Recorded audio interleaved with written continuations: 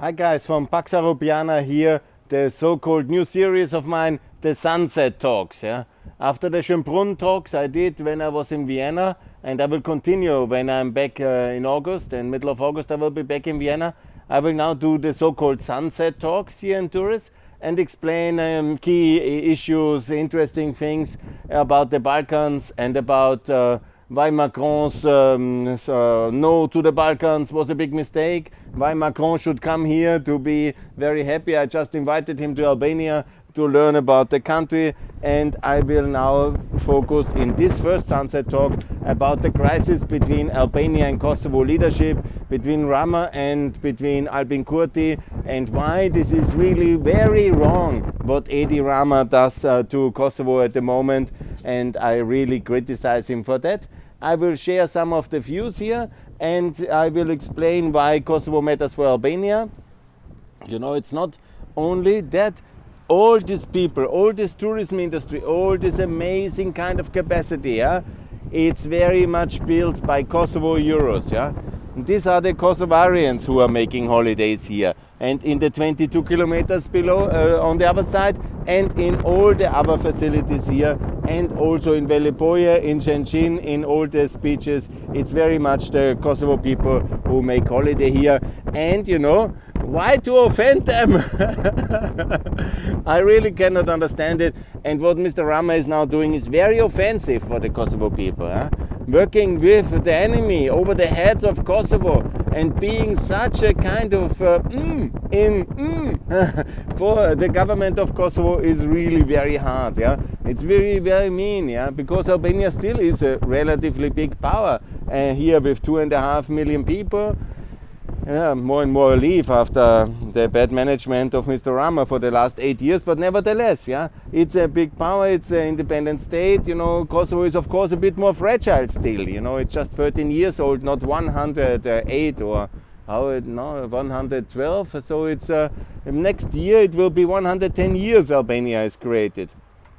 You know, there's a difference, and it's and Albania of course is secure in its independence, nobody wants to attack it.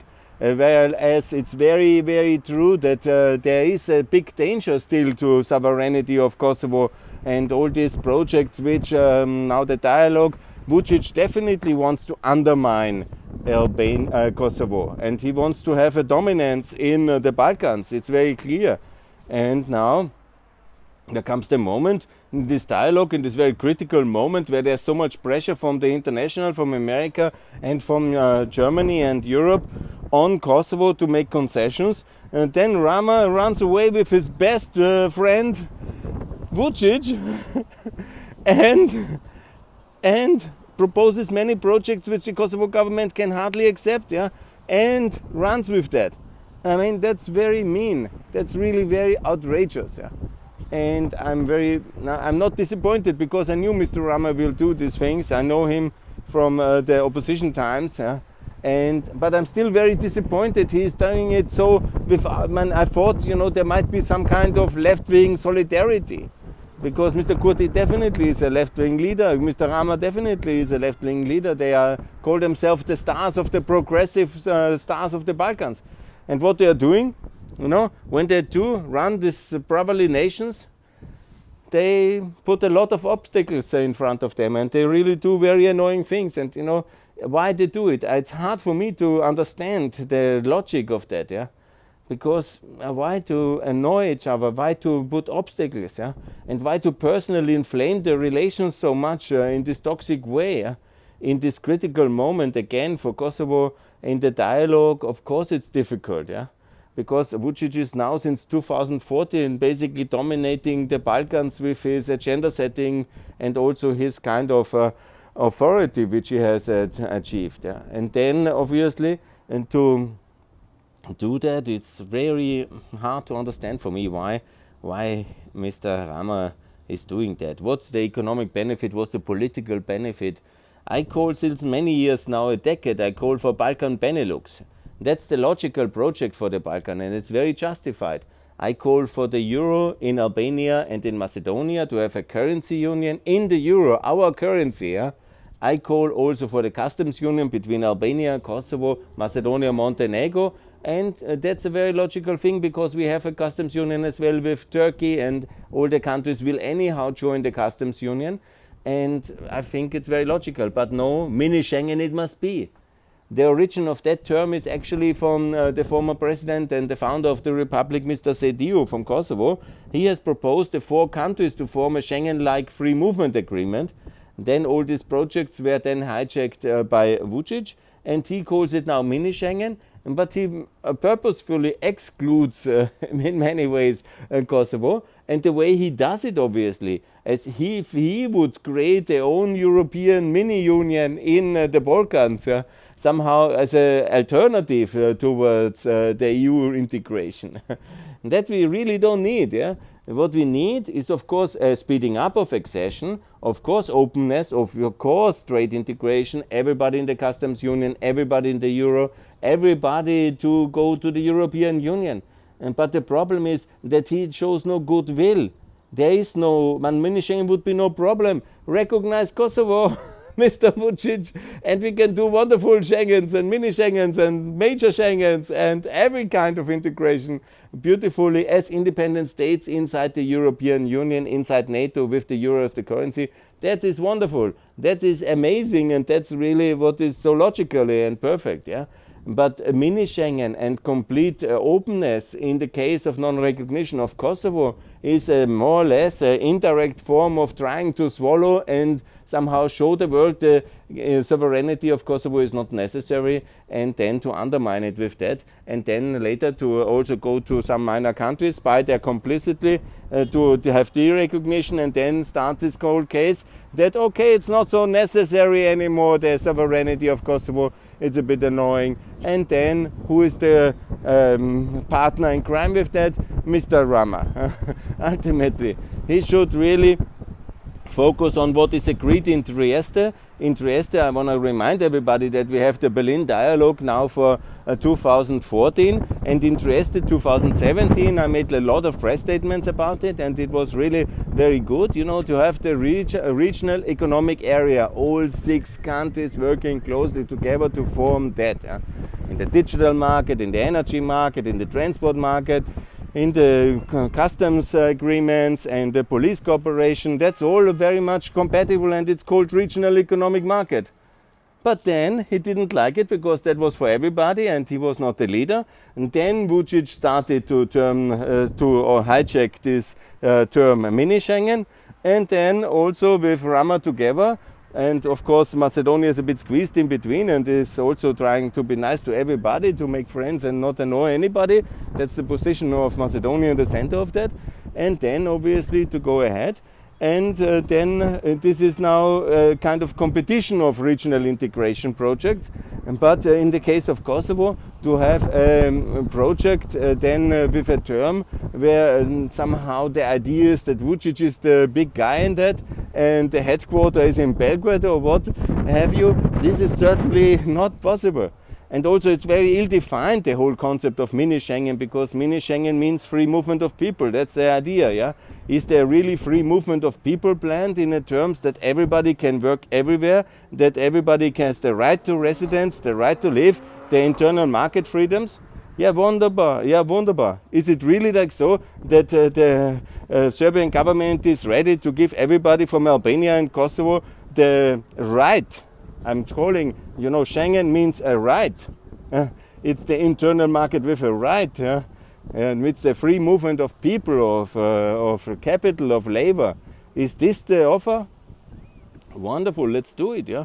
But first, again, recognize Kosovo, and then let all Albanians work on the Serbian and on the Bosnian labor market after recognition. Fine for me.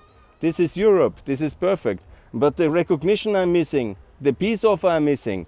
I still see Vučić sending his troops to Krasnodar to train with the Belarusians and the Russians. I still see him buying weapons from Russia and China, drones, attack drones, dangerous attack hardware from high-tech from the Russians and the Chinese.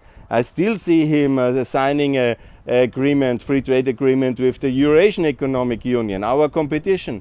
I still see him having a Russian military liaison office in the Serbian Defense Ministry and a niche logistics center just 70 kilometers away from the Kosovo border.